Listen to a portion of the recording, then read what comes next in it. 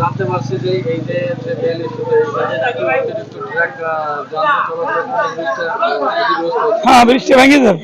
আসলে এই বিষয়ে আপনি কি বলবেন? আমি বুঝি ট্রাকে বর্তমানে আসল দিতে ভালো, ছোট ট্রাক চলবে, বড় ট্রাক চলতে তো ভেঙে যাবেন 3 দিন পরই। আপনি বলতে চাচ্ছেন যে অতিরিক্ত যানবাহন চলছে, হ্যাঁ হ্যাঁ ক্ষতিগ্রস্ত হবে। হ্যাঁ, ক্ষতিগ্রস্ত হবে। আমাদের প্রধানমন্ত্রীর তো শেষ হয়ে গেছে।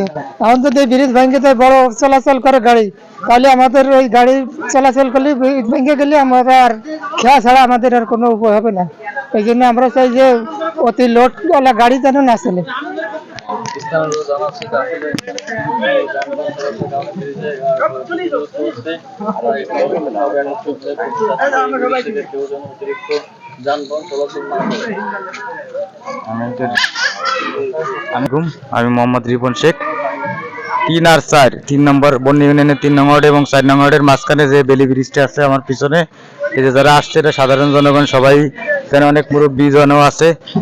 আমরা চাচ্ছি যে যারা ব্যবসায়ী তো তাদেরও বলবো যে আপনারা ব্যবসার একটা সীমিত পরিসরে, যেটা আমাদের কোনো ব্রিজের ক্ষতি সাধন না হয়, তার জন্য আমরা সবাইকে আহ্বান করব। কারোর ব্যবসারও আমরা ক্ষতি করব না, কিন্তু তারা তাকে নিয়ম মাফিক যে ব্রিজের যতটুকু লোড আছে সেই লোড মাফিক তারা তাদের ব্যবসার কার্যক্রম চালায় যাক। আর যারা অতিরিক্ত বোঝা নিয়ে যেন এই ব্রিজে কেউ না করে, আমরা ইউনো স্যার এমনি অন্য যারা আছে আমাদের প্রশাসনিক, তাদের সাথে আমরা মত বিনিময় করে আমরা এদিকে একটা প্রতিকার করব।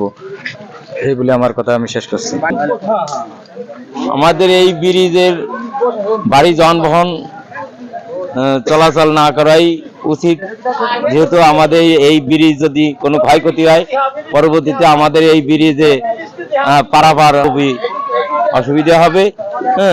অতএব আমাদের ভারী যানবাহন না চালাও, এই জন্য আমরা টিনো স্যারের কাছে এটা আবেদন বা আপত্তি জানাচ্ছি।